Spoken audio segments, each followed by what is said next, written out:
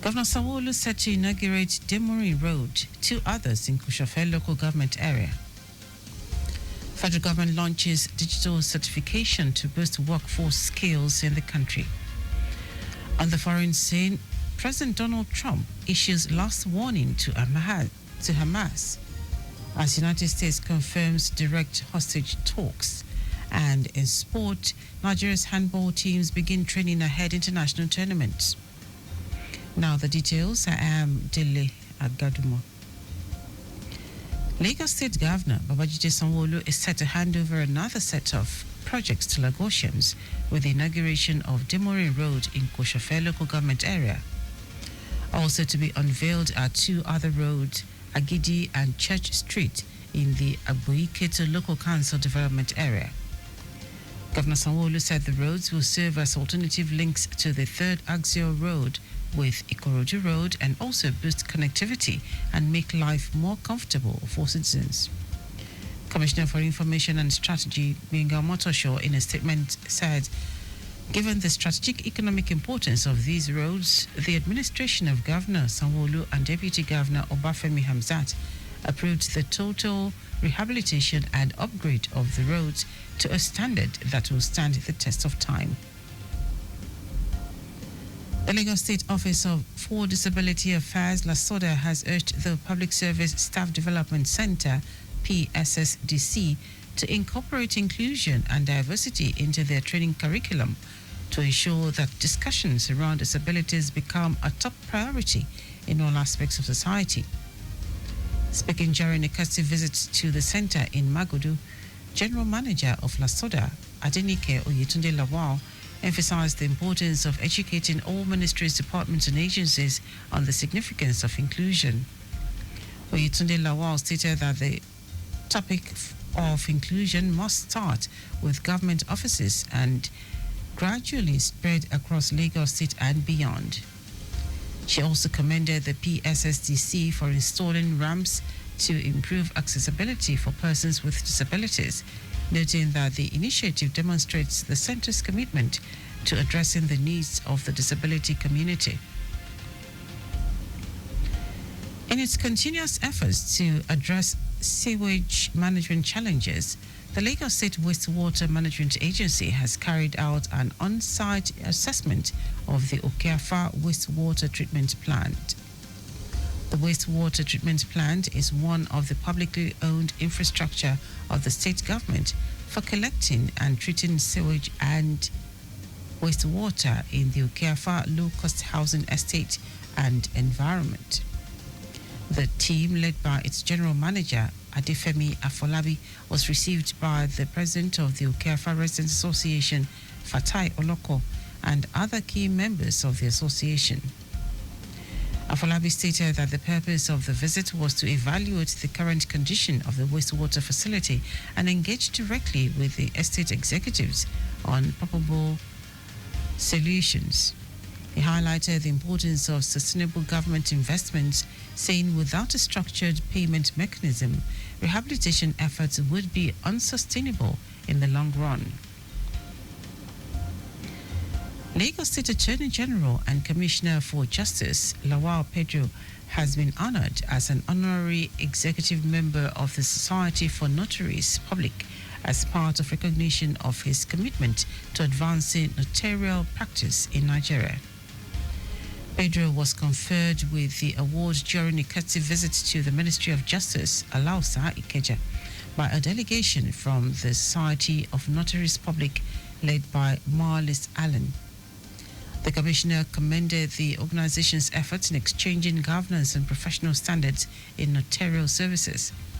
He emphasized the crucial role of notaries in ensuring the authenticity and credibility of legal documents, drawing from best practices in jurisdictions like the United States, Canada, the United Kingdom, and France, where notarial services significantly reduce fraud. The Attorney General reiterated his office's commitment to fair, efficient, and accessible justice administration and welcomed further collaboration with society to elevate Nigeria's notarial standards to international levels. pledging full support for initiatives that strengthen notarial practice in Lagos State and Nigeria. Now to the rest of the stories. The federal government has launched a Digital Badge Institute (DBI) certificate licensing program to enhance workforce skills and address Nigeria's widening digital skills gap.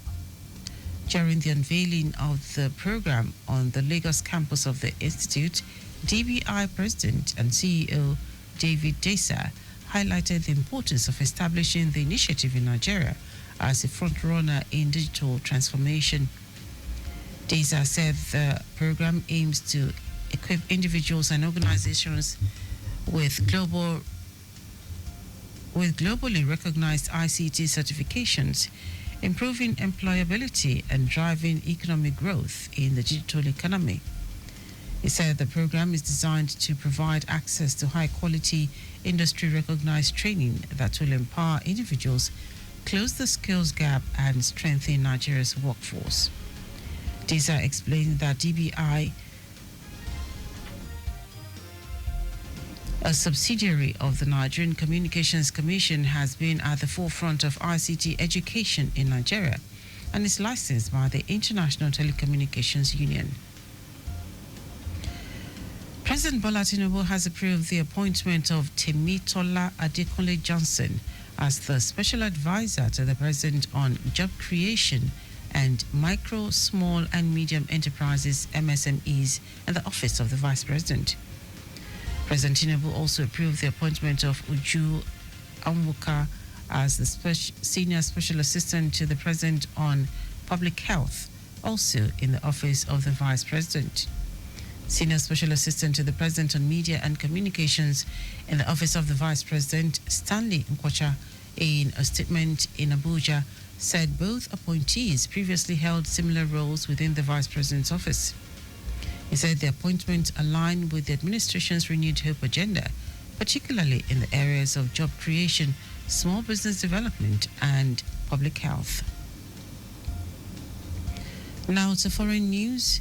United States President Donald Trump has issued what he called a last warning to Hamas to release the hostages being held in Gaza. The warning comes just hours after the White House confirmed it is holding direct talks with Hamas over the hostages. Washington has until now avoided direct engagement with the group, and there is a long-standing U.S. policy against having direct contact with entities it lists as terrorist organizations. In his social media posts, Trump said there would be hell to pay if the hostages were not released, while not specifying the nature of the support he was sending Israel. Meanwhile, White House Press Secretary Caroline Leavitt confirmed the U.S. has been negotiating directly with Hamas to try to secure the release of the hostages, adding that Israel had been consulted prior to the talks. In our sport, Nigeria's under-23 and under-18 men's handball teams have commenced intensive preparatory camps ahead of two top international handball championships. The national under-23 men's handball team, under the tutelage of Solomon Yola and Adebayo Yekini, are presently undergoing intensive training at Package B of the Moshood Abiola Stadium in Abuja ahead of the 5th IHF Emerging Nations Championship, which will hold from March 11 to 16 in Varna, Bulgaria. The national under-18 team, led by coaches Emeka Namani and Joshua Ayo, have also commenced preparation at the Roe Park Sports Centre, Yaba, Lagos, ahead of the IHF Trophy Intercontinental Phase, which will be held in Pristina, Kosovo, from March 12 to 16.